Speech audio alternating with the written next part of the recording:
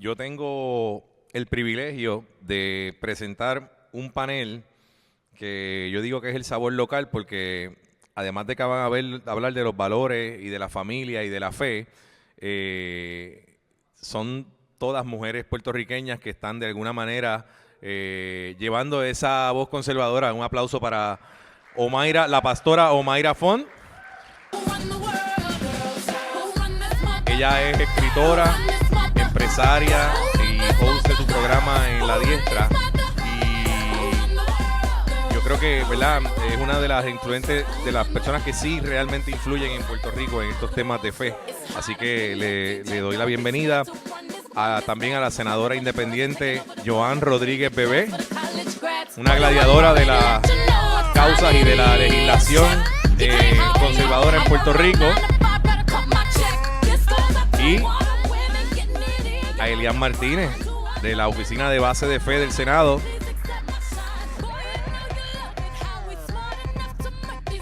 Y ellas van a tener unos 5 minutos para exponer sus ideas. Además de que luego de eso yo tengo unas preguntas para ellas. Y si ustedes tienen preguntas, pues también las vamos a tomar, pero tomen asiento y comenzamos con Omayra. Bendiciones a todos y buenos días. Qué bueno tener esta oportunidad de poder compartir y escuchar a tantas personas, ¿verdad?, tan importantes que tienen tantas buenas ideas para compartir. Como mencionó el licenciado, soy pastora, 31 años en el pastorado y en los últimos 3 años he tomado un poquito, ¿verdad?, la responsabilidad de compartir acerca de temas sociopolíticos desde una cosmovisión de valores cristianos y conservadores. Y por eso tengo un canal pequeñito ahí en La Diestra, donde todas las semanas tratamos, ¿verdad?, de alguna manera sembrar una semilla en el corazón de los puertorriqueños para que entiendan cuán importantes son nuestros valores. Y en ese canal yo defiendo 2 cosas consistentemente de las que me gustaría poder compartir con ustedes, porque siempre digo que la primera línea de defensa de un individuo es la familia y la segunda línea de defensa de un individuo es la comunidad. Y la comunidad obviamente incluye nuestras iglesias, incluye el equipo de pelota, incluye los vecinos. Para los católicos incluye a esos padrinos, esa gente que cumplen con sus funciones. Y hay algo que nosotros en Puerto Rico todavía nosotros sabemos por instinto, y es que Dios no nos creó para que nosotros vivamos solos. De hecho, la psicología comprueba que nosotros somos seres gregarios, que somos seres que fuimos hechos para vivir en comunidad.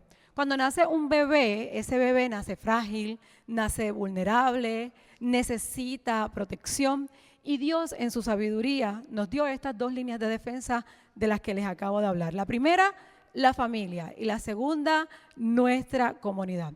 Y yo quiero empezar hablando acerca de la familia con una historia que se nos habla a nosotros en las iglesias pentecostales, en las iglesias evangélicas, donde se nos compara la vida de 2 hombres que vivieron en el mismo tiempo.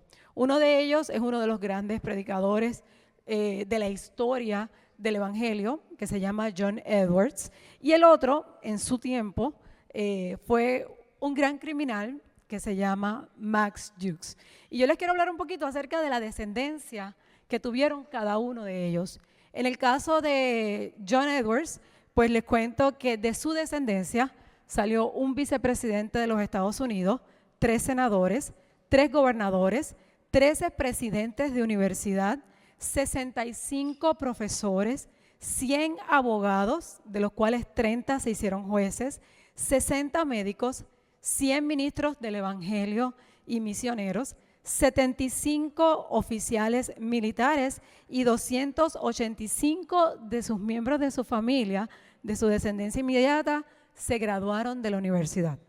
El otro caballero, Max Hughes, pues de sus descendencias salieron, y me voy a poner los espejuelos para poder leerlo correctamente, 7 asesinos, 60 ladrones, 150 convictos, 310 fueron indigentes, 440 murieron por vicios y 300 tuvieron muertes prematuras. Y todos sabemos, ¿verdad?, que no menciono estas cosas para denigrar la vida de ninguna persona. Vivieron en el mismo tiempo Y lo que esto es importante para nosotros es que recordemos algo bien importante. Lo que pasa en una casa, lo que pasa en un hogar, lo que pasa en una mesa, como decía mi esposo al principio, no solamente nos afecta a nosotros, sino que afecta a todas las generaciones y afecta a toda nuestra comunidad. Lo que un padre y una madre siembran sigue brotando 4, 5, 6, 10 generaciones después y sigue brotando para bendición o sigue brotando para tragedia. Porque es la familia donde el ser humano aprende el carácter, donde aprende a perdonar, donde aprende a ser perdonado, donde aprende a sacrificarse por las demás personas. La familia es la primera escuela de libertad y la familia es la verdadera, la natural, la formada por un hombre, por una mujer, abierto a los hijos. Bueno, pues es la familia que necesitamos construir en Puerto Rico. Nuestra segunda línea de defensa, pues la comunidad, y en esa comunidad se encuentra nuestra iglesia. Y yo agradezco públicamente al presidente del Senado por esa primera ley de libertad religiosa que se pasó en este cuatrenio, porque aunque muchos piensan que no la necesitamos, yo tengo que decir que sí la necesitamos, y como él dijo, es más importante que la economía, es más importante que otros asuntos, porque nuestra fe debe ir primero. La fe es la que le dice al esposo y a la esposa que el matrimonio vale el esfuerzo.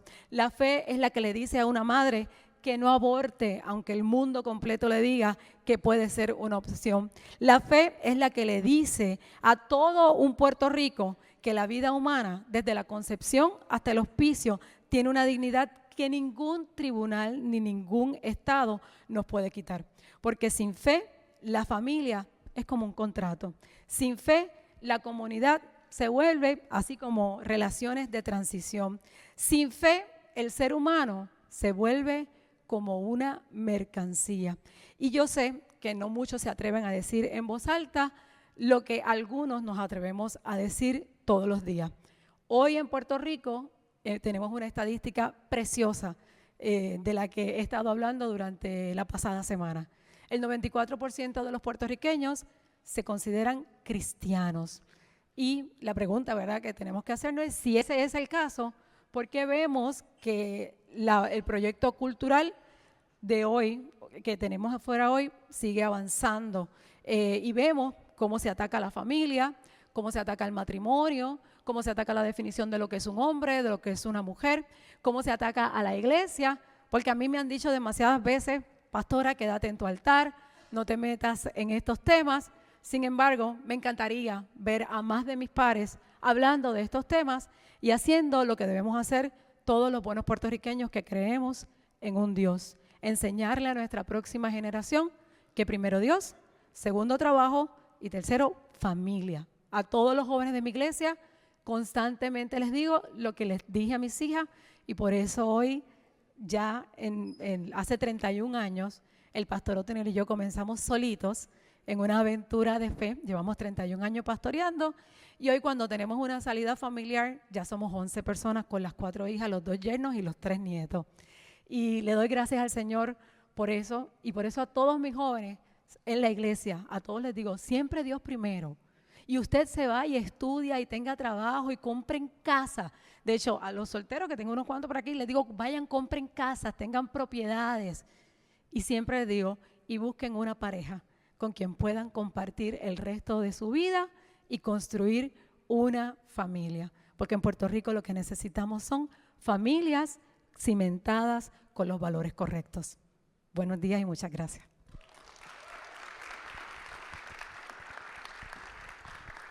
Gracias, pastora, por ese mensaje. Voy a introducir ahora a otra de las invitadas, que no la pude introducir anteriormente. Ella es Bianca Gracia. Bianca, pasa a la tarima. Bianca es la directora ejecutiva de Latinos for America First. También es la cofundadora de Latinos for Trump. Así que bienvenido a la tarima. Bianca está constantemente, ¿verdad? Todo el tiempo en Casablanca, reportando desde Casablanca, tiene acceso dentro de la Casa Blanca, así que desde allá siempre en sus redes está dándonos la información para nosotros los latinos particularmente sobre issues que nos afectan y que deberíamos estar al tanto de cuáles son las realidades de las iniciativas del presidente Trump para con los latinos, y ella va a estar en un panel más adelante donde va a hablar sobre eso. Así que bienvenida Bianca. Ahora quisiera que Bianca pase aquí y nos dé un breve mensaje para que ustedes la puedan conocer. Thank you, thank you. Si me permiten, I prefer to speak in English, por favor. Gracias. Thank you. So I am a press White House correspondent. Actually, I work for Latino Wall Street. That is who I represent. We have taken over the press room and are bringing in more Spanish-speaking people into the White House to be able to get the message out into the communities because we are often lied to. As you know, there's always propaganda, there's always misinformation, disinformation. And so, I want to thank Gabby and Tony here because of them, I'm in the White House and I get to bring messages and interview people and talk to people. I get to chase senators around and congressmen around and get them to give us information. I even got President Trump. I was like, do you have on Easter, I said, do you have a message for the Hispanic community? And he says, I love Hispanics. And I thought that was great because every once in a while we need to hear that. Nobody ever talks about that. They don't ever give them the mic and say, hey, how do you feel about the Hispanic community? But I will tell you one thing, President Trump loves God. They don't ever really tell you a whole lot about that, right? He is fixing to rededicate the United States back to God this weekend. I don't know if we realize how huge that is. The last time that happened was Abraham Lincoln in 1876. In April 30th he was in the middle of civil war and didn't know how to end it. And he wrote a proclamation and said, you know what, God, I can't do this, but I'm going to return this nation back to you. And that's what he did. He got on his knees, he prayed, he proclaimed as a president, Abraham Lincoln did, and then all of a sudden, here we are, the Civil War ended. So I am hopeful and prayerful that this is what's going to happen to this nation, that when Trump rededicates this nation back to the Lord, we are going to see the real prosperity come out. So, as pastor, thank you so much. The churches, it is never more important than you to be bold. And where's the boldness and the encouragement coming from? It's the Latino community. Because we are passionate and compassionate people, and we work hard, and we fight hard, and we have always fought hard. Somos peleoneros para todo lo que representamos, para Dios, para la familia. Nos gusta, ¿verdad? Decimos, no tocas mi familia y no vas a hacer nada sin mi Dios. Así no somos, la gente latina. La nación fue salvada por los latinos. Mi trabajo fue para asegurar que los latinos salieran a votar. ¿Por qué? Because our life depended on it. Our children's life depended on it. Por eso. Este fin de semana muy importante para la nación. So if you are God-loving, God-fearing people, you need to pray for this country, you need to pray for the president because they've already tried to take him out 3 times. They got to Charlie Kirk, and that was a message.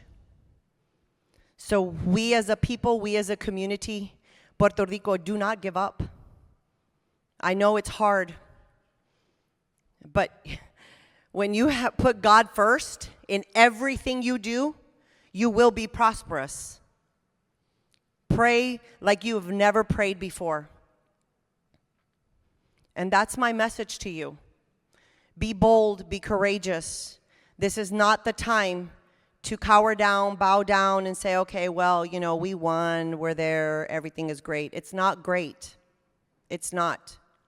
People are still hurting. People are still feeling that the economy, they tell us, oh, the economy's so great. But we know the truth. There is still people hurting. There's still people in need. And we cannot forget that. So I just tell you, put God first, and the rest comes. That's all you got to do. Never forget who your true creator was. And so I'm just so thankful again for just having the opportunity. I was just a stay-home mom, y'all. Yo no hacía nada, yo me estaba cuidando a mis bebés de 10 años. Y Dios me presentó el estado de Texas y luego ahora estoy en la nación. Ahí en el Capitolio, en la Casa Blanca. Una latina, ¿qué ando haciendo? Como corriendo ahí por loca. Orando, siempre orando. Voy con oración ahí. Pero ahí hablando la verdad. Esperando el momento para decir lo que tengo que decir o declarar lo que tengo que decir o preguntar la pregunta que tengo que decir. Y siempre luchando para los latinos. Siempre. Porque no nos pueden olvidar. No. Entonces, con ese mensaje los dejo y nomás les pido por mucha oración que Dios me los bendiga. Y gracias por estar aquí con nosotros. Y gracias, Tony y Gaby, por todo lo que ustedes, because of you, I'm afforded these privileges. And I know God's going to bless you tremendously, always. Thank you so much. God bless y'all. Gracias, Bianca. Ahora quiero que venga aquí para su mensaje la consejera licenciada, profesional licenciada Elian Martínez.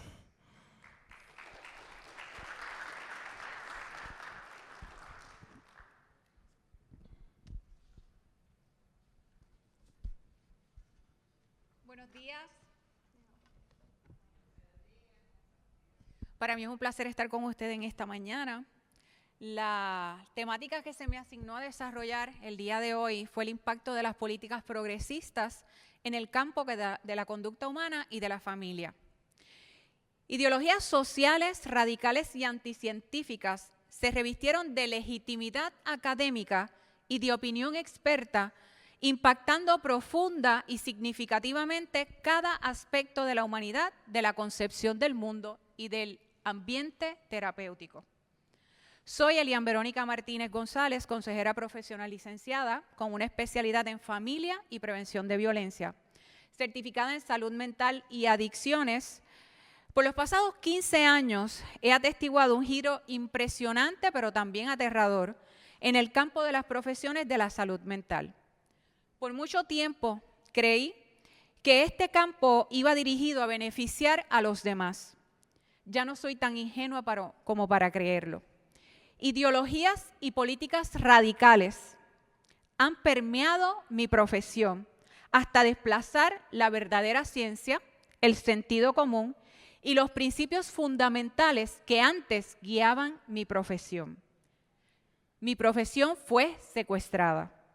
Los niños, las familias y los profesionales en este campo, aún al día de hoy, continuamos enfrentando las consecuencias de esa transformación.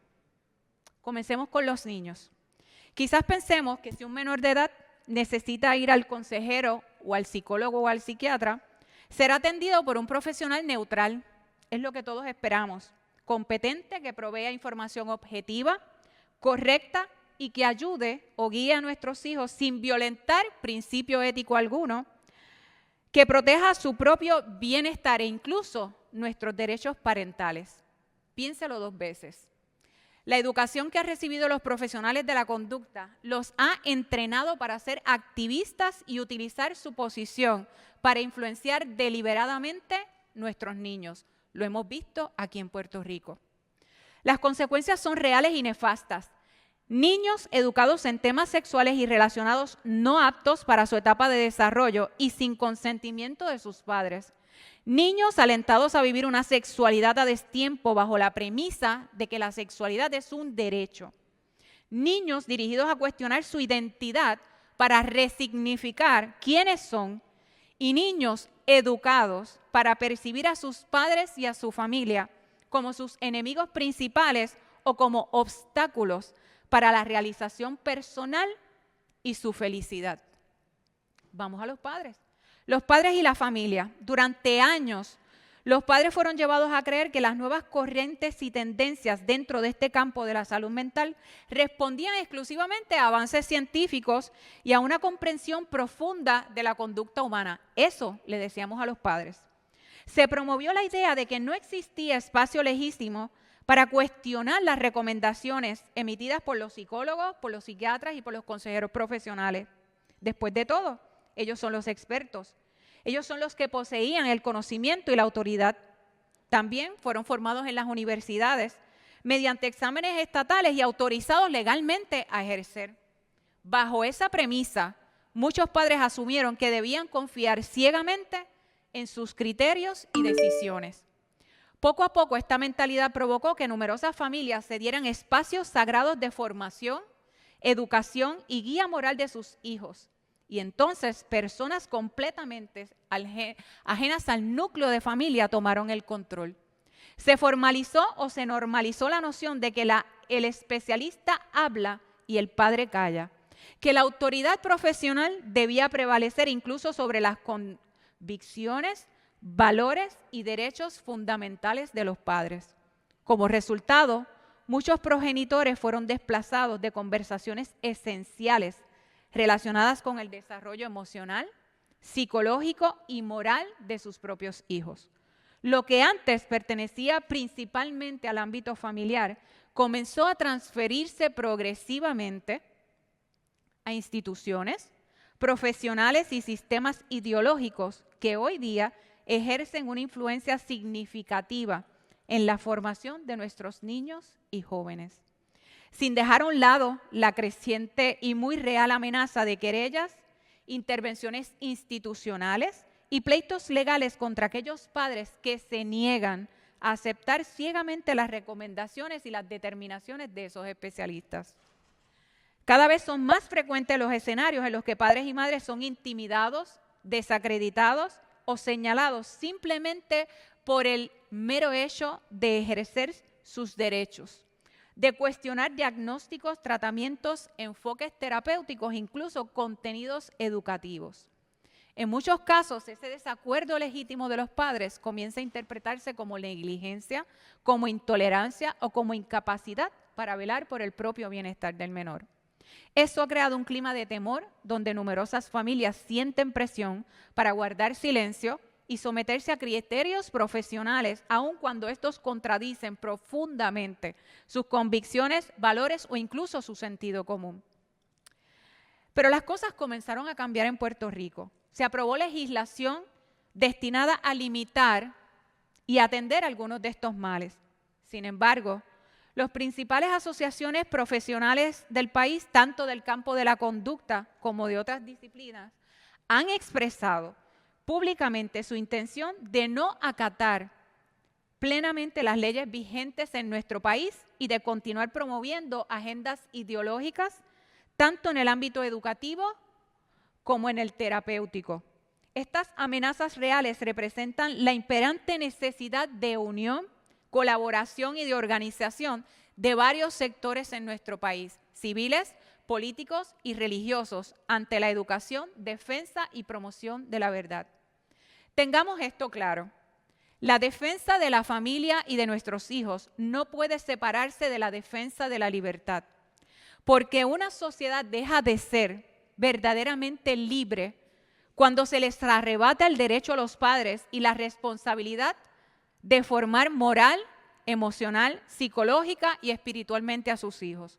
Cuando se pretende imponer una sola visión ideológica desde las instituciones educativas o terapéuticas, y cuando el miedo, la intimidación y la presión sustituyen el diálogo, la verdad y el respeto, estamos destinando el país al fracaso. La libertad auténtica no consiste en someterse ciegamente a agendas políticas o a supuestas autoridades incuestionables, sino en poder buscar la verdad, ejercer el discernimiento y defender el bien de nuestros hijos sin persecución y censura. Por eso hoy más que nunca Puerto Rico necesita padres responsables, familias fuertes, profesionales íntegros y ciudadanos valientes que estén dispuestos a unirse para proteger la niñez, restaurar el sentido común y defender la verdad sobre la naturaleza humana, preservar las libertades fundamentales que sostienen a una sociedad verdaderamente justa, sana y libre. Hasta aquí mis expresiones en relación a cómo estas políticas progresistas, y cuando digo políticas progresistas en el sentido más amplio, hasta la política que se ha hecho en Puerto Rico, que muchas veces ha ido dirigida a resquebrajar el tejido social y la autoridad y derechos parentales.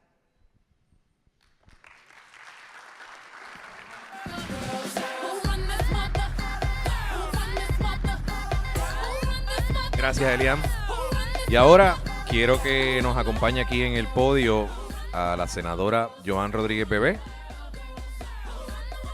Joan, como he mencionado anteriormente, es una de las grandes luchadoras desde el tema legislativo, y ella va a estar hablando sobre la defensa de la vida frente a desafíos políticos y culturales. Así que, Joan, muchas gracias por estar aquí. Gracias a ti, Alexis.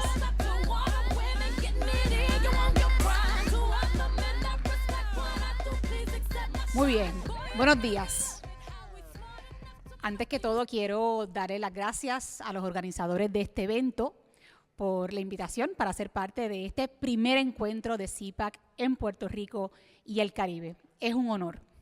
Además, me honra ser parte de este panel junto a mujeres destacadas y valientes de nuestro país.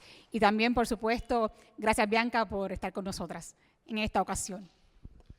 Como dijo Alexis, voy a compartir una breve reflexión sobre la defensa de la vida frente a desafíos culturales actuales. En el 1921, el insigne pensador dominicano Pedro Enríquez Ureña dijo: la patria, en el orden político, es el fruto de la patria preconstituida en el orden moral. Esta expresión, formulada desde el Caribe hace más de un siglo, recoge una verdad que también comprendieron los padres fundadores de Estados Unidos, para quienes el orden moral era condición indispensable para el surgimiento y sostenimiento de la República Constitucional. Entendieron algo que hoy parece olvidarse. Esto es, que la libertad individual, principio sobre el cual se construyó la nación estadounidense, no podía sostenerse sin un orden moral preexistente, encarnado en una sociedad formada por individuos virtuosos. La libertad, para ellos, no dependía únicamente de leyes o de estructuras económicas, sino también del carácter y de la virtud de los ciudadanos. Porque las leyes no nacen en el vacío, las leyes son un reflejo del orden moral de un pueblo. En Occidente, ese orden moral ha estado anclado en nuestra fe en Dios, que es la brújula que nos permite distinguir el bien del mal, la verdad del error y la dignidad de la degradación. Hoy, sin embargo, nos enfrentamos a un gran reto, al reto del avance del relativismo, que niega la existencia de una verdad objetiva y de un bien moral común. En este contexto, cuando la verdad se rechaza, todo puede ser manipulado para justificar lo objetivamente injustificable. Precisamente esto es lo que ocurre en el ámbito del debate de la defensa de la vida. Porque al debilitarse la verdad sobre nuestra condición humana, se vuelve entonces posible negar que abortar es matar, que la eutanasia es homicidio, que las llamadas terapias de afirmación químicas y quirúrgicas en menores de edad son mutilación y que la guerra sin legítima defensa también puede desembocar en genocidio. Frente a este avance relativista, los conservadores debemos reconocer que la defensa de la vida se inscribe en una batalla más amplia. Esta es la defensa de la verdad como fundamento de una sociedad libre. Verdad y libertad no pueden separarse, porque la verdad orienta la libertad y la libertad nos permite vivir conforme a la verdad. Decía Benjamin Franklin, solo un pueblo virtuoso es capaz de libertad. Y el intelectual conservador estadounidense Russell Kirk advertía con nitidez que cuando la libertad deja de estar sustentada en un orden moral objetivo, comienza a peligrar la misma libertad que se dice defender. Esta advertencia definitivamente sigue estando vigente. Cuando la verdad es relativizada, el poder, las emociones, las conveniencias circunstanciales ocupan su lugar y, por lo tanto, sin fundamento objetivo, los derechos humanos, incluyendo el derecho fundamental a la vida, dejan de concebirse como inherentes a la persona y pasan a depender de la voluntad del Estado o de las mayorías. Estas palabras que estoy compartiendo con ustedes no son meramente una expresión teórica, sino que son parte de la batalla misma que estamos dando actualmente en Puerto Rico. Y les comparto, hace apenas 5 meses se firmó la Ley 122 del 2025, un proyecto de mi autoría, que puso fin a que menores de 15 años o menos pudieran ir a clínicas de aborto sin que tan siquiera sus padres se enteraran. Esto ya se terminó. 3 de las 4 clínicas, enhorabuena, enhorabuena. 3 de las 4 clínicas ya no atienden menores de 15 años. Y por supuesto, el porciento de abortos en esta población disminuyó. Además, el año pasado se firmó la Ley 166, que reconoce que cuando se mata a una mujer embarazada y muere también su hijo en el vientre, se cometen 2 asesinatos. Asimismo, se firmó la Ley 183 del 2025, que enmendó el Código Civil para reconocer como persona natural al ser humano en gestación durante todas las etapas del embarazo. Y antes de estas leyes, también se firmó la Ley 63 del 2025, de mi autoría, junto al presidente del Senado, Tomás Rivera Chats, quien nos precedió, que prohibió que los niños y jóvenes siguieran siendo mutilados química y quirúrgicamente bajo el pretexto anticientífico y antinatural de un falso cambio de sexo. Definitivamente, hasta yo aplaudo y aplaudo de la alegría realmente por este gran paso que hemos dado en Puerto Rico, porque por décadas estos temas recibieron, yo diría, la mayor resistencia posible. Hoy, sin embargo, se ha abierto un nuevo cauce legislativo en Puerto Rico que permite seguir avanzando y espero yo que podamos seguir avanzando hasta que podamos lograr la protección plena de la vida. Nada ni nadie nos detendrá en este trabajo. A esos que arremeten contra la vida y la verdad, les advierto, como lo hizo nuestro patriota Eugenio María de Hostos, y cito: «Dadme la verdad y os doy el mundo. Vosotros sin la verdad destrozaréis el mundo. Y yo con la verdad, solo con la verdad, tantas veces reconstruiré el mundo cuantas veces lo hayáis vosotros destrozado». Cierro la cita. Defender. No hay duda que tenemos grandes fuentes de inspiración aquí, en Estados Unidos, en el Caribe, en América Latina, porque nos une un mismo sentir y nos une una misma verdad. Defender la vida, por lo tanto, no es una causa más. es afirmar la verdad sobre lo que somos, seres humanos con una dignidad intrínseca desde la concepción hasta la muerte natural. Y por lo tanto es también defender en última instancia la libertad, que solo existe cuando se vive conforme a la verdad. Lo demás es vivir bajo engaño, manipulación o imposición. No hay libertad auténtica cuando se niega la naturaleza humana. Por lo tanto, defender la vida es defender la verdad. Y defender la verdad es proteger el fundamento mismo de la libertad. ¿Qué mayor negación de la libertad existe que impedirle a un ser humano que tan siquiera pueda nacer? Hoy, para finalizar, los convoco a nunca ceder en la defensa de la vida. Por el contrario, profundicemos en ella para que, enraizada en la verdad, podamos llevarla ley por ley, voto por voto, conciencia por conciencia, a cada rincón de nuestras naciones. Muchas gracias.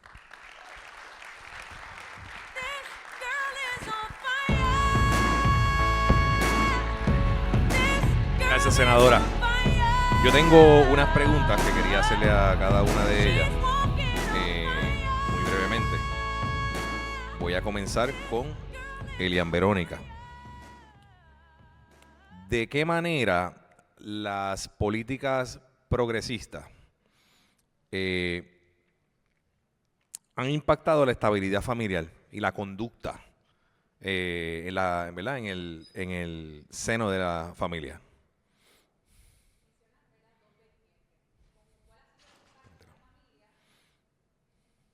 ¿Sí? Ahora, ¿cuál ha sido el impacto en la familia y en el campo de la salud mental? Prácticamente lo que traté de abordar era cómo esas políticas progresistas e ideologías progresistas, sobre todo la política en Puerto Rico, que en estos últimos años lamentablemente se ha nutrido de esa ideología progresista, ha impactado esos dos campos. Número uno, los derechos parentales, como explicaba en mi escrito, habían sido resquebrajados, menospreciados y violentados. Yo estoy alerta de esto, en mi caso, desde el 2003 aproximadamente, donde comienzan los primeros inicios formales, consistentes de legislación y de reglamentos para tratar a comenzar a cambiar precisamente esa visualización del derecho parental y sobre todo en asuntos o en educación sobre tópicos de sexualidad, de derechos humanos, entre otros. En ese primer intento, yo todavía estaba en la universidad, no voy a decir nombres, pero los que hacen el recuento pueden identificar cuáles fueron esos políticos y partidos que comenzaron a dirigir ese cambio en Puerto Rico. Y ciertamente comienza una batalla de los padres por defender su derecho principal sobre la educación y la formación psicológica, emocional y espiritual de sus hijos. Segundo, en el campo de la salud mental, todos nosotros hemos sido formados en ambientes universitarios que han dado un giro, como decía en mi escrito también, aterrador, donde la ciencia ha sido relevada, donde el consenso o aparente consenso es el que dicta la práctica terapéutica. Y eso ha provocado daños, porque incluso cuando llevamos a nuestros niños o a nuestros jóvenes a buscar ayuda, nos damos cuenta que quien toma la dirección absoluta del desarrollo psicológico y de las crisis que puedan enfrentar esos niños es el profesional de la conducta, que a su vez ha sido educado en estas ideologías progresistas. Así que el impacto ha sido fuerte, ha sido real en Puerto Rico. Gracias al Señor, y como explicaba también la senadora, ha habido un cambio en la legislación, especialmente en este cuatrenio, pero llevamos luchas de hace décadas atrás para que en efecto se reconocieran esos excesos y esos daños y poderlos atender. Yo lo que espero es que, por ejemplo, nosotros los que estamos aquí, continuemos alerta de lo que sucede en nuestro país y de esas políticas que siempre están al acecho. Porque los partidos políticos, estas ideologías vuelven y resurgen. Y como yo siempre digo, las ideas no se quedan pululando en el aire. Las ideas aterrizan y se concretan en políticas, en cambios culturales y sobre todo en impacto a los derechos fundamentales de los padres, pero también en la libertad ciudadana. Así que mantengamos siempre nuestros ojos abiertos de lo que ocurre en nuestro país y también, ¿verdad?, en Estados Unidos, porque el precio de la libertad es la eterna vigilancia y nos corresponde a nosotros estar siempre alertas y continuar formando a la próxima generación, que hay muchos aquí, que es la que nos seguirá y continuará defendiendo el derecho de los niños, de los padres, la familia y la fe. Así que hay mucho trabajo todavía por hacer.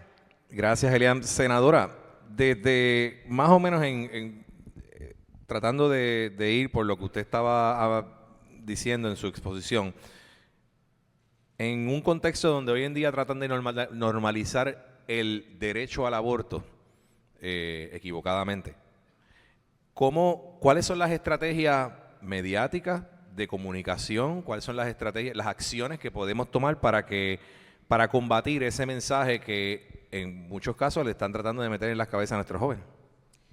Ciertamente. Bueno, yo creo que tenemos que decir las cosas como son. Lo primero es hablar con claridad y corrección. Y tenemos que combatir los eufemismos, porque en la cultura progre está muy de moda constantemente tratar de bajarle el nivel a las cosas como son. Por eso es que constantemente en el tema particular sobre el aborto, escuchamos que se le llama, por ejemplo, interrupción de un embarazo, cuando realmente es una terminación de un embarazo. Se le quiere llamar derecho realmente a un asesinato. Además, se le quiere llamar salud reproductiva, cuando la inmensa mayoría de las mujeres que acuden a abortar no tienen ningún problema de salud. Es decir, tenemos que atrevernos a decir las cosas como son y llamar las cosas por su nombre. Pero además de tener la valentía de decir las cosas realmente como son, y para eso hay que conocer la verdad. También yo creo que a nivel de, digamos, de estrategia, hace falta fortalecer este mensaje a favor de la vida desde una perspectiva no solamente educada, sino desde una perspectiva esperanzadora en nuestras comunidades, de las que hablaba la pastora Omaira Font, en nuestras familias, en nuestras iglesias, en nuestras escuelas. ¿Por qué? Porque la defensa de la vida realmente comienza en unos espacios que no son políticos. Ya cuando llegamos al ámbito político estamos más adelantados. Pero quienes eventualmente traducen nuestra fibra moral al campo de la política son los ciudadanos, son los individuos. Por lo tanto, tenemos que fortalecer el mensaje positivo de la vida, la belleza de la vida, la comprensión auténtica de la naturaleza humana en esos espacios.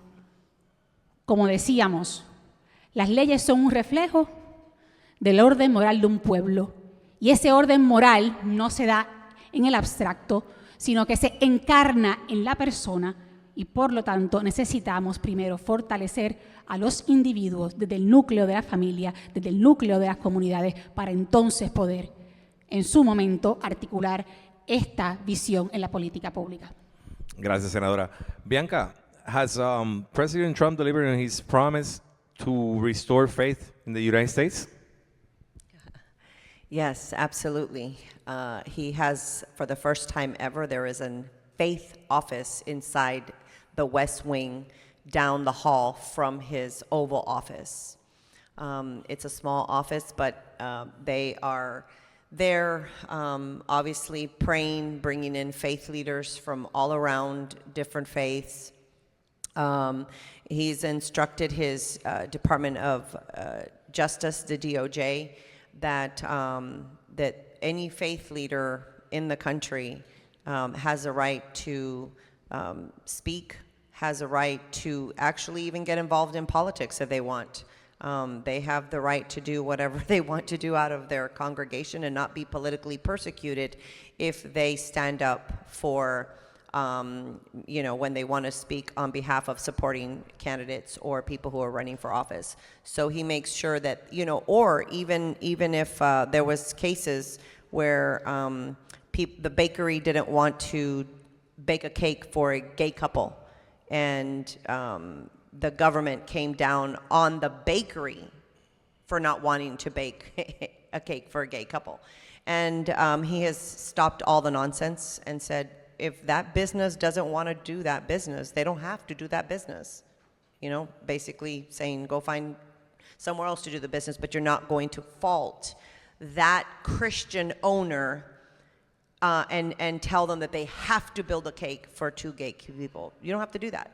So he's protecting businesses for speaking out, and so absolutely. But yeah, and this, like I said, this rededication is very huge for the nation, and it's going to send and resonate all around the world.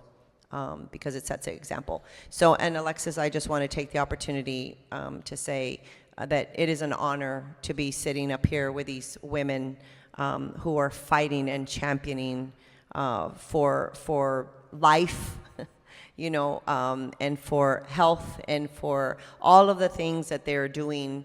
And I just applaud y'all, because women are needed in this hour as much as men, but women, we tend to have that passion to make sure that things get done. And so I just applaud you all for doing what you're doing here in Puerto Rico, y que Dios me las bendiga.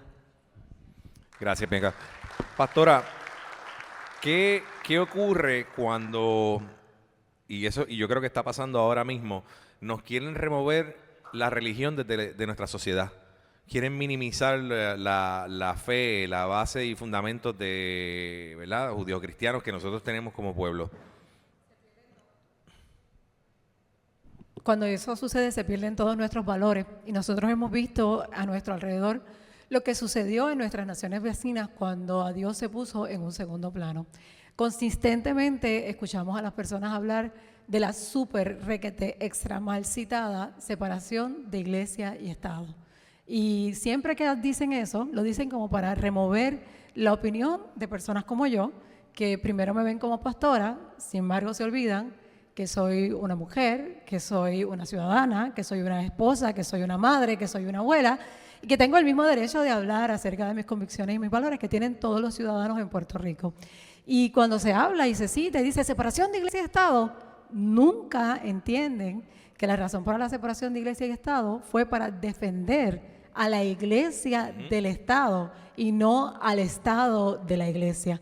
Nuestra opinión es súper importante, y tenemos que tener nuestra fe por delante en todas las cosas que nosotros hacemos. Hoy vemos este ataque, como decía yo hace un rato, en contra específicamente de la familia. La familia precede al Estado.